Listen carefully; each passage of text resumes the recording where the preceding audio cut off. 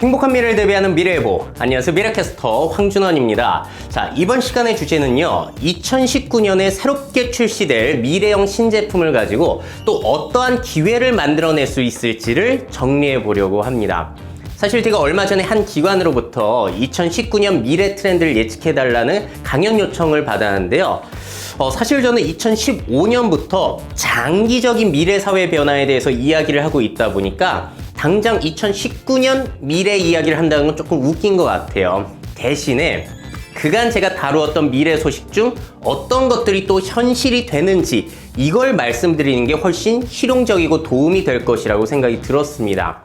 자, 왜냐면 일단 내년에 나올 제품들은 정해져 있거든요. 자, 내년에 그러면 새로운 재료가 생겨나는 거예요. 그러면 사람들은 그런 새로운 재료를 이용해서 다양한 것들을 만들어낼 수 있기 때문에 이 부분이 상당히 도움이 될 것이라고 판단을 했습니다. 그래서 제가 7가지를 선정했으니까요. 자, 이걸 보시면서 저걸 가지고 뭘 할 수 있을까? 어떠한 변화가 있을까를 상상해보는 시간 가지시면 굉장히 유익할 것 같습니다. 자, 그럼 제가 가장 먼저 선정한 첫 번째 미래형 신제품은 뭐냐면요. 이건 제가 정말 수년 동안 기다려왔던, 제가 정말 언급을 많이 했던 제품이 드디어 내년에 나오거든요. 바로 식물성 가짜 고기 비욘드 미트가 내년에 한국에 상륙합니다. 자, 저 고기는요, 일단 100% 식물 성분으로만 만든 거예요. 고기가 전혀 들어있지 않습니다. 근데 과거의 콩고기와는 다르게 그 맛이라든지 식감이 일반 고기와 너무나 유사해서 굉장히 화제를 많이 모았던 제품이고요. 특히나 빌 게이츠가 투자를 해서 또 화제가 된 제품이기도 합니다. 최첨단 식품 산업이라고 보시면 되겠어요. 자, 제가 저 고기를 상당히 오랜 기간 동안 자주 소개를 해드렸어요. 근데 그럴 때마다 사람들의 반응, 댓글 반응은 아니 그냥 고기 먹지 그걸 왜 먹냐? 라고 늘 달렸었는데, 자, 제가 역시나 수년간 말씀드리고 있습니다. 이러한 산업이 왜 중요하고 육류 소비를 줄이는 게 왜 중요하며 그렇기 때문에 가짜 고기, 저런 식물성 고기가 왜 성장을 하고 있는지에 대해서 수년간 말씀드렸어요. 그래서 그 방송을 보시는 게 도움이 됐을 텐데 못 보신 분들을 위해서 짧게 말씀드릴게요. 자, 첫 번째는 우리가 지금처럼 육류 소비를 하다 보면 지구가 버텨내지를 못하기 때문입니다.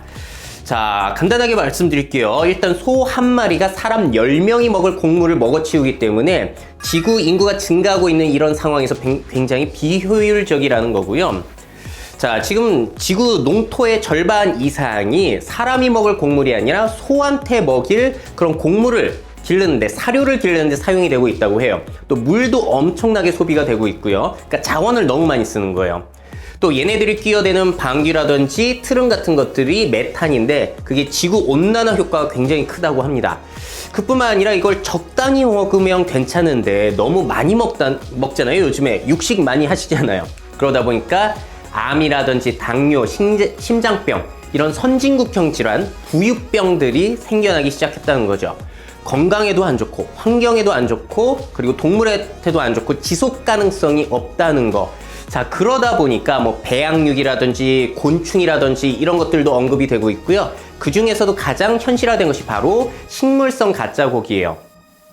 자, 그래서 제가 비욘드 미트사의 성분표를 보니까요. 일단 단백질 함량이 일반 고기보다 더 높다고 합니다. 자, 그리고 뭐 포화지방이라든지 콜레스테롤은 더 낮고요. 자, 그러다 보니까 건강에 오히려 더 좋다는 거예요. 영양 성분이 일반 고기보다도 좋을 수 있다. 물론 유전자 변형식품 같은 건 들어있지 않다라고 주장을 하고 있어요. 자, 이런 장점이 있다는 것이죠. 그래서 지속 가능한 단백질 식품으로서 주목을 받고 있는 겁니다. 자, 그래서 제가 소개해드린 제품 중에 저스트에서 나온 가짜 마요네즈도 있었어요. 식물 성분으로만 만든 가짜 마요네즈인데 그건 제가 리뷰를 해드렸죠. 정말 맛이 똑같습니다. 자, 그리고 임파서블 버거라는 것도 많이 소개를 해드렸고 또 비욘드 미트가 있는데 비욘드 미트를 이제 동원해서 계약을 해가지고 내년부터 판매가 된다고 해요. 상반기부터 나온다고 하니까요. 또 나오게 되면 제가 또 발빠르게 소개해 드리도록 하겠습니다. 자, 3가지 제품이 나온다고 하는데요. 먼저 일단 버거 패티예요. 자, 그리고 치킨 스트립. 자, 이 제품 같은 경우에는 치킨의 맛뿐만이 아니라 이렇게 치킨을 이렇게 찢어 먹는 그런 질감이 있잖아요. 그런 질감까지 살린 것이 굉장히 큰 특징이라고 할 수 있겠습니다.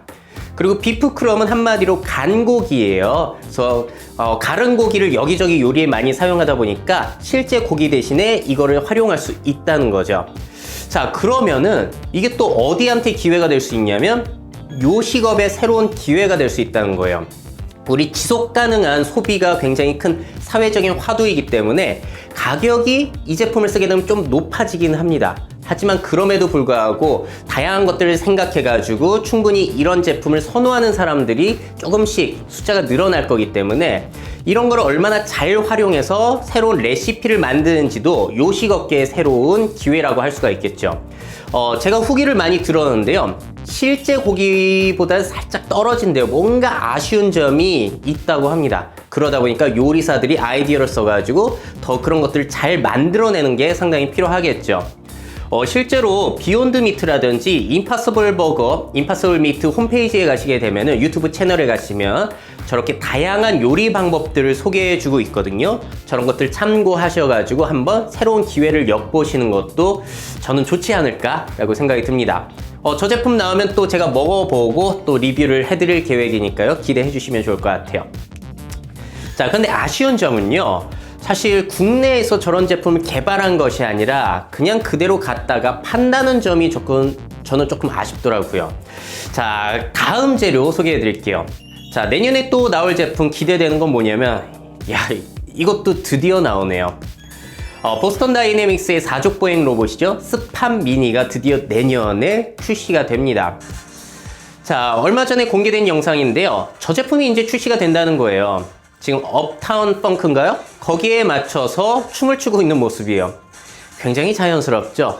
발로 차도 쓰러지지도 않고 해가지고 굉장히 화제가 됐던 건데, 이 제품이 이제 2019년에 100대 정도가 일단 양산이 된다고 합니다. 일단 맛보기라고 보시면 되겠어요. 자, 그렇다면 문제는 굉장히 놀라운 로봇이긴 한데 저걸 어디다 써먹을까? 어떻게 활용하면 좋을까? 이걸 이제 테스트하는 한 해가 되겠죠. 일단 가장 최근에 선보인 모습은 저런 거예요. 공장 현장에서 저 로봇을 쓸 수 있다는 건데요. 계단도 올라가고 장애물도 알아서 회피하고요. 자, 계단도 내려가고, 자, 이렇게 공사 현장 같이 아주 복잡한 곳을 스스로 다닐 수가 있다는 겁니다. 자, 그러니까 상당히 다양한 곳에도 활용이 될 수 있다는 거고요. 또 몇 년 전에 공개한 영상은 이런 거예요. 집안에서 활용하면은 저렇게 가정에서 일을 도와줄 수 있다는 건데 저건 조금 뭔가 무리가 있을 것 같기는 하죠. 또 저렇게 몸에 몸개그를 해주는 그런 역할까지 기대해 볼 수는 있겠으나 과연 저렇게 정교한 로봇을 어디에 써먹을 수 있을지 한번 상상해 보시면 재밌을 것 같아요. 자, 근데 사실 올해 제가 소개해드린 2018년 미래 영상 중에서 가장 화제가 됐던 것은 역시나 저 같은 보스턴 다이내믹스의 2족 보행 로봇 아틀라스의 영상이었던 것 같습니다. 특히나 저 백덤블링 영상이 너무나 화제가 돼가지고 조회수가 상당히 높았던 것 같아요. 자, 저런 뛰어난 회사에서 드디어 첫 번째 양산 제품을 만들어낸다는 것에 큰 의미가 있는 한 해가 되지 않을까 싶고요. 참고로 저 회사는 원래 구글에 인수가 되었었지만 2017년 일본 손정희 회장이 이끄는 소프트뱅크에 인수가 됐습니다. 자, 그래서 과연 소프트뱅크의 인수가 어떠한 효과를 나타나게 될지 이 부분도 주목해 보시면 재밌지 않을까 싶네요. 자, 어쨌든 우리가 정말 SF 영화 속에서나 보던 그런 뛰어난 로봇이 드디어 일상생활에 자꾸 들어오고 있다. 이 부분은 상당히 분명한 것 같아요. 5년, 10년 뒤에는 어떨까요? 정말 상상도 하기 힘든 것 같습니다. 자, 다음에 세 번째 보여드릴 재료는요, 바로 저 소프트뱅크에서 새로운 제품을 출시하게 됩니다. 자, 내년에 자율주행 AI 청소 로봇 위즈가 출시된다고 하네요. 저 청소 로봇은 집에서 쓰는 로봇 청소기와 비슷하지만 일단 넓은 카페라든지 사무실에서 이용 가능하고요. 사람이 저렇게 직접 밀면서 경로를 입력하게 되면은 다음부터는 버튼만 누르면 스스로 돌아다니면서 청소를 해주는 그런 기계예요. 자, 알아서 저렇게 카페나 그런 데를 돌아다니는 거고요. 장애물이 있으면 스스로 회피하는 기능이 있고 또 앞에 사람이 갑자기 나타나면 일시정지하는 그런 기능을 갖추고 있기 때문에 집에서 쓰는 로봇 청소기보다는 발전된 그런 제품이라고 보시면 되겠습니다. 자, 이게 의미가 있는 것이 소프트뱅크에서 출시하는 두 번째 로봇이에요. 2015년에 가정용 로봇이라고 페퍼를 출시해서 굉장히 화제가 됐었잖아요. 가정용 로봇이라고 출시하더니 이게 이제 알바만 시키고 있더라고요. 카페나 그런 데서 고객 응대나. 자, 그 다음에 나오는 게 이제 AI 청소 로봇이 되겠습니다. 좀 더 실용적인 로봇을 출시하게 되는 것 같아요. 자, 이 로봇 같은 경우에는 판매보다도 일단 월 사용료, 렌탈료로 이제 이용하게 되더라고요. 한 달에 25만 원 정도를 내면은 사용할 수 있다고 합니다. 자, 그렇다면 소프트뱅크에서 왜 두 번째 로봇으로 이걸 만들었는가? 이게 궁금하잖아요. 일본 같은 경우는 이제 초고령화 사회에다가 청소 같은 분야일수록 특히나 인력난이 심각하죠. 워낙에 지금 인구가 감소되면서 또 청년층들도 힘든 일을 꺼리게 되면서 이런 청소업 쪽에서는 인력난이 심각하다고 해요. 자, 그래서 이런 고령화, 인력난을 해소하기 위한 제품이라고 설명을 합니다. 자, 과연 한국에까지 들어오게 되면 어떤 영향을 미칠지 그런 것도 함께 상상해 보시면 좋은데, 어떤 분들은 이런 로봇이 생기면 야, 일자리 사라지니까 이거 되게 안 좋은 거 아니냐 라고 생각하실 수도 있는데요. 또 한 가지 재미난 사례를 보여드릴게요. 앞서 말씀드린 그 가정용 로봇, 그리고 카페에서 알바하고 있는 페퍼라는 로봇이 있잖아요. 걔가 카페에 처음 이제 도입이 됐을 때, 야, 이거 사람 일자리 뺏기는 거 아니야? 고객 응대를 로봇한테 뺏기는 거 아니야? 라고 했는데 실상은 이제 저 로봇이 잘리고 있다고 합니다. 사람이 잘리는 게 아니라 로봇이. 왜냐면 사실 처음에나 신기해서 사람들의 눈길을 끌죠. 나중에는 사람들의 관심이 점점 멀어질 수밖에 없다는 거죠. 자, 그러다 보니까 재계약 건수가 상당히 낮다고 합니다. 자, 그러다 보니까 이게 일자리를 확 뺏어가는 것만은 아니라는 것도 우리가 생각을 해볼 수가 있겠죠. 자, 그런데 한국도 마찬가지고요. 이제 최저임금이 자꾸 높아지고 또 기술은 좋아지다 보니까 자동화 기술, 무인화 기술은 계속해서 확산되는 거 멈출 수는 없을 것 같아요. 중국 같은 경우에도 저기 이제 알리바바 그룹의 한 레스토랑인데 로봇 레스토랑을 곳곳에 이제 오픈을 하고 있더라고요. 예, 음식을 배달해 주는 것뿐만이 아니라 다 먹은 쟁반 같은 것들도 회수해가는 로봇들이 있어요. 자, 그러니까 어떻게 보자면 사람을 줄이는 것이기는 한데, 어떻게 보자면 또 식사를 하는 고객들이 직접 뭔가를 받아야 되고 이렇게 치워야 되고 하는 셀프 서비스가 좀 더 늘어난다는 측면에서는 고객들한테는 오히려 그 불편함이 전가되는 측면도 있지 않나? 라고 저는 생각이 듭니다. 자, 그리고 또 한 가지 유의미한 자료는 계산대가 필요 없는 마트 있잖아요. 아마존고가 현재 미국에 4개 정도 오픈해 있다고 알고 있는데, 계획은 3년 후에는 3,000개 오픈할 목표를 가지고 있다고 해요. 물론 아마존고 같은 경우는 무인화라는 측면보다도 이제 오프라인 상에서의 그 데이터 수집 같은 것에 중점을 두고 있는 것 같긴 한데, 이런 무인화 바람을 우리가 결코 벗어나기는 힘들 것 같다. 이 부분에 있어서 이제 직업의 변화라든지 산업의 변화라든지 다양한 기회와 위기는 상당히 있을 것이라고 생각이 들어요. 자, 다음에 또 제가 소개해드릴 네 번째 신제품, 신재료는요. 이것도 내년에 상당히 중요한 재료입니다. 바로 5G 스마트폰이 등장한다는 거죠. 자, 5G 최근에 또 화제가 됐었죠. 왜냐하면 세계 최초로 SK텔레콤, KT, LG U+에서 12월 1일에 최초로 5G가 개통이 됐습니다. 고객용이 아니라 일단 기업용으로 개통이 됐는데요.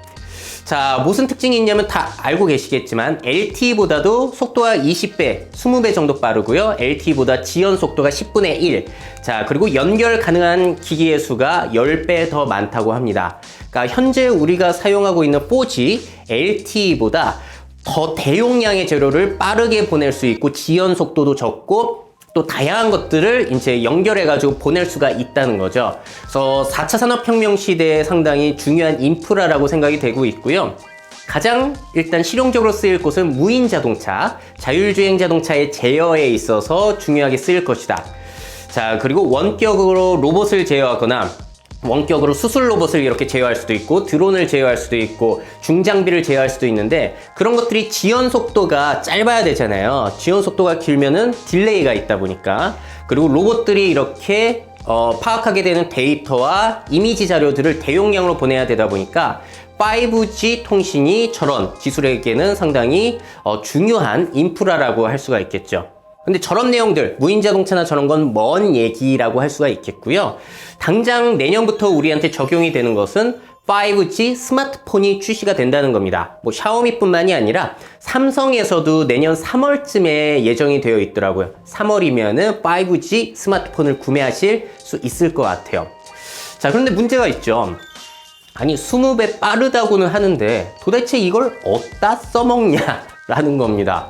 아니 영화 한 편을 이제 1초 미만으로 빠르게 받을 수 있다고 하는데 그렇다고 무제한으로 사람들이 영화를 많이 받고 그럴까요? 그것도 조금 애매하잖아요. 특히나 또 생각해야 되는 거는 5G 통신이랑 와이파이는 또 별개라는 거예요. 와이파이는 여전히 우리가 사용하는 유선망이라든지 그런 거에 연결돼 가지고 무료로 이용할 수 있는 거고요. 5G는 무제한이 아니에요. 일단 와이파이랑 또 다른 거기 때문에 와이파이랑 다르다. 자, 그래서 5G 요금이 이제 또 새롭게 나올 건데요. 기업용 같은 경우에는 지금 책정이 된 게 월 5만 원에 데이터 10기가라고 해요. 자, 그러니까 5G 앞으로 핸드폰을 산다고 하더라도 영화 한 5, 6편 받게 되면 데이터 용량이 끝나는 거예요. 자, 그러면 이게 별 소용이 없다는 거잖아요. 그래서 그 부분에 있어서 많은 분들이 고민을 하고 계시더라고요. 빠르기는 한데 과연 이게 어디다 쓸모가 있지? 일단 주목하고 있는 분야는 저런 VR 분야입니다. 자, 왜냐면 VR 같은 경우에는 용량 자체가 굉장히 커요. 왜냐면 360도 아주 고화질 영상을 받아야 되다 보니까 그 속도가 떨어지게 되면 아무래도 화질도 떨어질 수 있고 반응 속도도 떨어지다 보면은 할 수 있는 일이 전에는 별로 없었는데 앞으로는 고용량 고화질 컨텐츠의 스트리밍 자체가 가능해지다 보니까 아주 바로바로 고용량의 화질을 360도로 볼 수 있는 가능성이 열리는 거죠. 자, 예를 들어서 축구 좋아하시는 분들, 농구 좋아하시는 분들 같은 경우에는 스포츠 생중계, 그거를 아주 고화질로 이제 VR로 볼 수 있는 가능성이 열리기는 해요. 하지만 이런 서비스가 과연 언제 될지는 아직까지 정확하게 나와 있지는 않습니다. 자, 그래서 5G 스마트폰이 나오기는 하는데 어디다 쓸지 잘 모르겠어요. 여러분들은 어떠한 기회가 보이는지를 잘 상상해 보시는 게 좋겠습니다. 자, 용량이 커지고 이제 대용량인 것들을 빠르게 받아낼 수 있는 환경이 되면은 사실 우리가 상상하지 못했던 것들이 가능해질 거거든요. 이게 바로 아주 큰 기회라고 할 수가 있겠죠. 자, 다음에 5번째 재료를 소개해 드릴게요. 자, 마찬가지로 삼성 그 스마트폰 얘기 나온 김에 폴더블 폰 드디어 내년에 출시될 예정이라고 하죠. 자, 얼마 전에 공개된 영상을 보게 되면은 접었을 때도 일반 스마트폰처럼 쓸 수가 있는데 펼치게 되면 조금 더 대화면으로 뭔가 컨텐츠를 즐기거나 할 수 있다는 겁니다. 자, 저건 시제품이고 어떻게 나올지는 사실 몰라요. 정말 우리가 기대하는 건 얇아가지고 접어도 가지고 다니기 부담스럽지 않은 그런 두께가 되기를 바랍니다만 과연 어떻게 나올지는 모르고요. 또 한 가지 문제는 저렇게 조금 펼치면 살짝 커지는 정도인데 그게 뭐 그렇게 큰 의미가 있을까? 접히는 디스플레이를 어떻게 활용할 수 있을지에 대한 사람들의 아이디어가 아직까지는 그렇게 풍부하게 나와 있진 않은 것 같아요. 자, 어쨌든지 간에 우리가 옛날부터 상상했던 거잖아요. 저도 옛날에 과거 펜텍이라는 회사 다닐 때부터 얘기가 나왔던 건데 접히는 스마트폰, 우리가 상상만 했던 건데 드디어 현실이 된 겁니다. 내년부터는. 그래서 이런 기회를 어떻게 이용하실지도 한번 생각해 보시면 좋겠죠? 자, 다음에 6번째 재료도 조금 의미가 있을 것 같아요. 바로 페이스북에서 나오는 오큘러스 퀘스트라는 제품이 되겠습니다. 자, 차세대 VR 제품인데요. 저 제품의 특징은 PC 연결이 필요 없어요. 그리고 스마트폰이 필요 없고요. 저 헤드셋에 달려있는 카메라를 이용해서 공간을 분석하게 됩니다. 그러다 보면은 내가 몸을 이동시킨다든지 저렇게 춤을 추거나 권투를 할 때도 나의 몸의 움직임, 공간을 파악한 다음에 거기에 반영을 할 수 있는 그러한 일체형 VR 헤드셋이 내년에 출시가 돼요. 가격은 현재 45만 원으로 알려져 있습니다. 자, 저게 기존의 제품과 뭐가 다른지 잠깐 설명드리자면은 우리 삼성이 기어 VR 같은 제품 같은 경우에는 이 스마트폰을 끼워서 보잖아요. 근데 스마트폰이 필요했던 건데 아까 그 제품은 필요가 없는 거고요. 자, VR 방 같은 데서 많이 쓰게 되는 이 오큘러스 리프트라든지 HTC 바이브와 같은 경우에는 하이엔드급, 최고급 사양의 제품인데 저 제품들의 문제가 있어요. 뭐냐면은 고사양 PC가 필요합니다. 한 200만 원 정도의 아주 성능 좋은 그래픽 카드라든지 연상 장치가 있는 그런 PC가 있어야지만 저런 헤드셋을 쓸 수가 있었어요. 하지만 요번에 나오는 퀘스트 같은 경우에는 PC가 필요 없어도 다양한 걸 해낼 수가 있다는 거죠. 자, 그리고 작년에 사실 페이스북에서 오큘러스 고라고 해가지고 일체형 제품을 내놓기는 했어요. 스마트폰과 PC가 필요 없는 제품이 나오기는 했는데 이 제품의 문제는 신체 이동이 불가능했어요. 제자리에서 그냥 고개만 돌릴 수 있고 컨트롤러 하나만 이렇게 쓸 수 있었는데 퀘스트와 같은 경우에는 좌우로도 이동할 수 있고 앉았다 일어났다 옆으로 이렇게 몸의 움직임이 가능하고 컨트롤러로 두 개니까 다양한 움직임이 가능하다 보니 상당히 과거보다는 발전된 모습을 보이고는 있습니다. 자, 그런데 문제점이 있어요. 제가 볼 때는 오큘러스 퀘스트도 살짝 대중화 기기로는 부족한 감이 있는 것이요. 일단 그 200만 원짜리 PC를 씀에도 불구하고 아직까지 컨텐츠가 그렇게 쓸모가 없거든요. 자, 그런데 PC를 제외한 그 일체형 제품을 가지고 또 뭘 할 수 있겠습니까? 고사양으로도 할 수 있는 게 별로 없는데, 자, 그러다 보니까 컨텐츠의 질이 조금 떨어질 수밖에 없어서 물론 체험 현장이라든지 그런 데서 활용하기에는 상당히 좋을 수 있겠습니다만 대중화로서는 아직도 좀 부족하지 않나라는 생각이 들어요. 자, 그래서 PC 필요 없이 우리가 대용량 컨텐츠를 잘 즐기기 위해서는 사실 저 오큘러스 제품도 5G 통신을 지원하는 게 좋겠죠. 왜냐면 그렇게 되면은 나의 몸 움직임, 센서 같은 것들이 자, 지연 속도가 없으니까 바로 서버에 전송이 되면은 서버에서 대용량 이런 연상 같은 걸 다 한 다음에 그 화면 같은 거는 이제 빠르게 대용량으로 5G로 쏴줄 수 있으니까 디스플레이에 떠오르게 될 거잖아요. 그러면 고사양 PC 없이도 아주 대용량의 연산이 필요한 그런 컨텐츠를 일체형 VR을 가지고 이용할 수 있을 텐데 저 제품은 그건 아닙니다. 그래서 결국에는 와이파이로 다운을 받던지 SD카드를 이용해서 꽂아가지고 컨텐츠를 즐기다 보니까 좀 아쉬운 감이 있어요. 5G 모델까지 나오게 됐을 때 조금 우리가 더 주목할 만한 필요가 있지 않을까 생각이 듭니다. 자, 그리고 아직도 저 제품이 해결을 못한 부분이 있어요. VR이 가지고 있는 피할 수 없는 한계라고 할까요? 어쩔 수 없는 그 답답함, 그리고 어지러움, 자세의 불편함. 왜냐면 우리가 널브러져서 이용할 수 없는 것이 저 VR이다 보니까 장단점이기도 하죠. 역동적으로 이동할 수 있는 건 장점인데 그러다 보니까 편하게 뭔가를 즐길 수 없다는 점. 저런 점들이 아직도 한계로 남아있다 보니까 저 제품이 과연 많이 팔릴까? 좀 의심이 들기는 합니다. 과연 컨텐츠가 어떤 게 들어갈지는 한번 지켜봐야 될 것 같아요. 자, 그럼에도 불구하고 이 제품이 중요한 이유는요. VR 제품이 점점 성능은 좋아지고 가격은 저렴해지고 있다는 거죠. 자, 앞으로는 훨씬 더 대용량의 컨텐츠를 아주 깔끔하고 편리하게 즐길 수 있는 제품이 나오게 될 텐데요. 과연 그 시점이 어떻게 될지, 과연 그 제품이 나오게 됐을 때 일반 가정에도 보급이 될지 이런 부분은 한번 지켜봐야 될 것 같습니다. 자, 마지막 7번째는 한번 끼워놔 봤는데요. 왜냐면 제가 저번 시간에 소개해드린 거예요. 마이크로소프트의 서피스 허브 2라는 대형 디스플레이 제품이 내년에 출시될 예정입니다.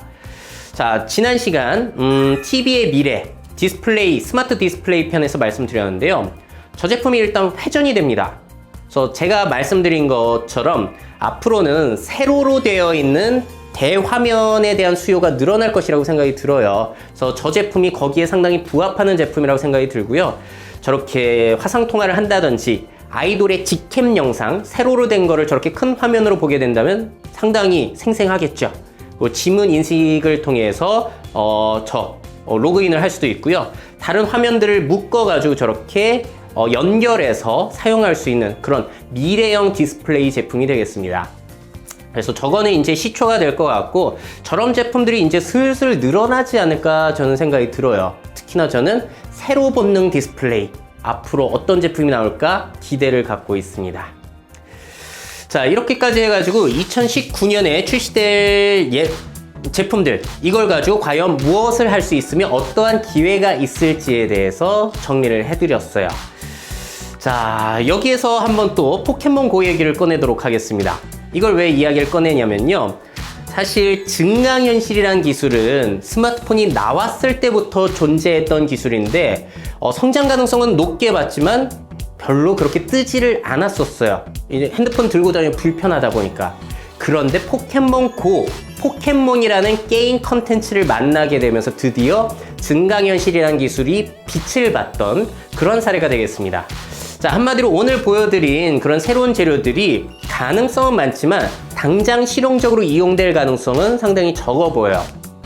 하지만 우리가 새로운 재료가 등장했다면은 이제 그 재료를 아주 창의적으로 요리할 또 요리사가 필요한 겁니다. 그래서 재료만 가지고 되는 게 아니라 우리들의 창의력이 상당히 필요한 부분이기 때문에 여러분들의 능력을 한번 테스트해보는 기회가 또 되지 않을까라고 생각이 드네요. 자, 이렇게까지 해가지고 오늘의 이야기는 마무리 짓도록 하겠고요. 2019년에도 저는 여러분들이 사용할 수 있는 미래 재료들을 아주 발빠르게 매일 올려드릴 거예요. 그래서 그런 재료들을 이용해서 여러분들의 아주 행복한 미래, 즐거운 미래를 만드시는데 도움을 드리도록 하겠습니다. 자, 그럼 여러분들 최고의 미래를 상상하시고요. 그 미래를 직접 만들길 응원드리며 여기서 마무리 짓도록 할게요. Make your futures. 미래 채널 myF